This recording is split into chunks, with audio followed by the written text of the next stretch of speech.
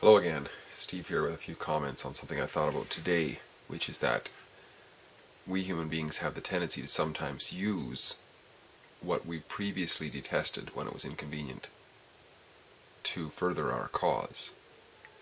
And very often, because of this tendency to whiplash ourselves from one side of the fence to the other, we can realize that we're not being honest, right? Just a few points here, a few examples of what I mean that are pretty, I think, fairly, that we can all sort of agree on that these happen. Religion often sees as its nemesis or its threat the science and reason. People in religion, that is. But yet, sometimes the concept of reason or the attempt to reason in favor of things that are unreasonable are used. And this, of course, plays into the saying, which I'm not sure who was it coined it first, but it's something along the lines of, these sort of assertions, these sort of tactics, deceptive tactics, are convincing to the uninformed, completely fallacious to the philosopher or the informed, and completely convenient to the hucksters or the priests, the politicians, and so on. So it's something to watch for, I think. Another one would be politics, how politics or systems of government, which are the opposite of free markets. In other words, they constantly attack free markets, because the very nature of politics and government is violence. That's what it is, and you can define it as violence because it's forced contract. Well, that doesn't even make sense.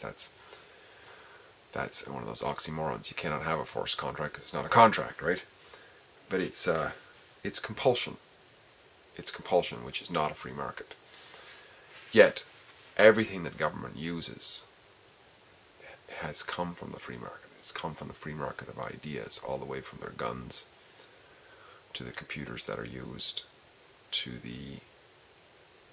even the oratory methodology and so on, has all come from theater and what have you.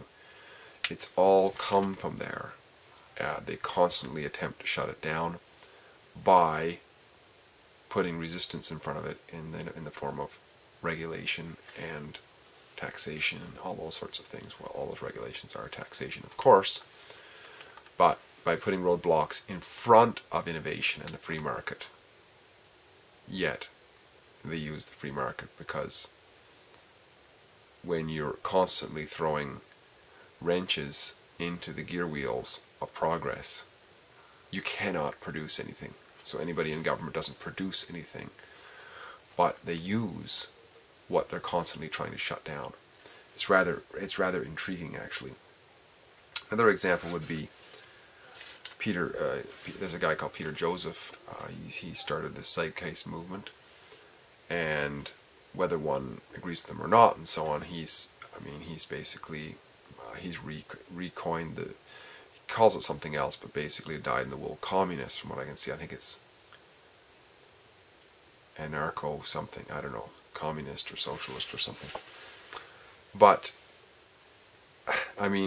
he seems to rail against the free market, and even though what he's railing against is not the free market, stock markets and modern day corporations and all this sort of stuff is not the free market, because it all exists by government franchise, which is not the free market. But nevertheless, he rails against it, from what I understand. And his solution to it is to use the product of the very aspects of whatever free market remains. Nobody's going to argue that computers as they are today were developed by people like guys like Steve Jobs and so on, who existed in their early days as free a market as they could find. So it was creative minds that created this stuff. And this Peter Joseph guy, has the ability to take the advantage, the convenience of saying, okay, we have enough now. Computers are strong enough. All we got to do is take the human greed out of it and let computers run our lives. We'll have these giant algorithms that'll set up, and it'll know what everybody needs, and everybody will get their share, and everybody will contribute, I guess, to this great utopia, and everything will be hunky-dory because nobody will be in want of anything. Well, it's just an example of convenience. I mean, to rail against the free market and then to turn around, and the solution to the free market problems is, let's use products that were only ever created in a free market to have a totalitarian state again. And I just think it's kind of ridiculous.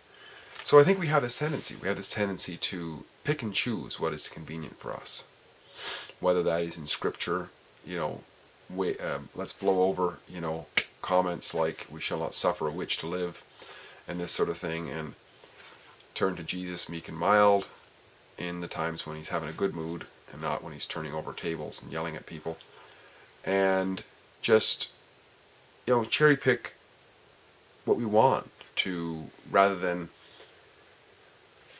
being honest with ourselves and using